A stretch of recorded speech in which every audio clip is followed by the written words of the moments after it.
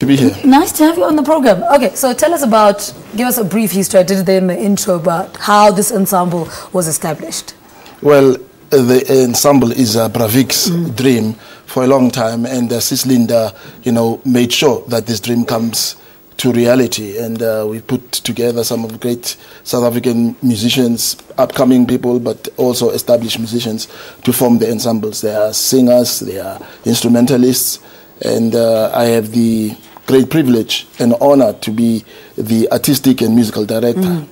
What went into putting this ensemble together? How do you decide who are these young musicians versus the older ones that are going to make this ensemble work? Well, over a long period, Bravik has worked on this music with a number of people, and some people by virtue of their involvement in the project were like an automatic choice. But there were also auditions done for different people to come into the ensemble to expose their talent into this great ensemble that we wish and hope is going to be a permanent setting for us. I mean, what had you and Dativik discussed about the idea of an ensemble while you were still alive? Well, maybe some people don't know, but Bravik was very passionate about education, particularly music education, and raising musicians to a level that will be world standard. He made sure that he gave arranging classes. He made sure that whatever instrument you played, you would be competing on the same level as other people, So the whole idea was to have this established to where we can continually hone each other's talent and skills so that we become better musicians. Why, in your opinion, does the idea of an ensemble work?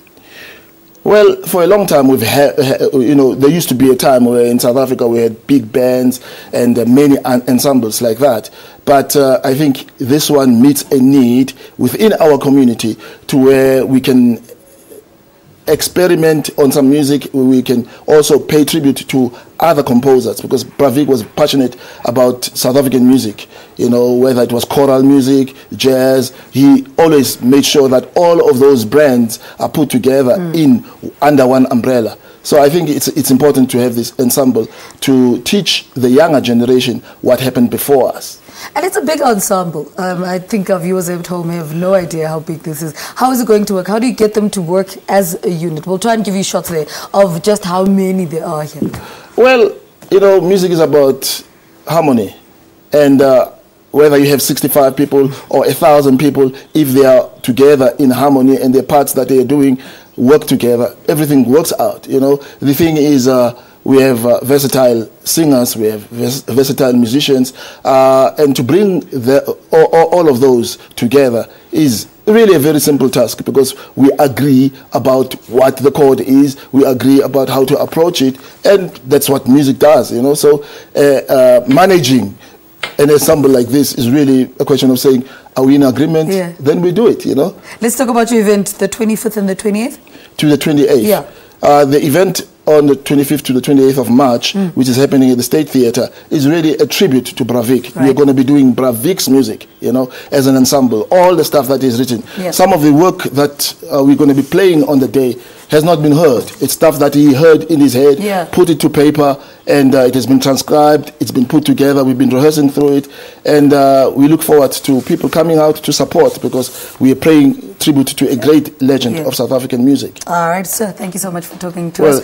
Musician Prince Lengoasa is the musical director of the newly established Mzansi Music Ensemble, which is 30 members strong and was founded by the late, great Victor Ntoni. The ensemble will take to the stage from the 25th to the 28th of March for the ensemble's extensive program over the next 11 months. Visit www.gautengmusicdev.co.za. More music from the fraction of the Mzansi Music Ensemble a little later on the program. Let's take an air break. We're back after this. Stay with us.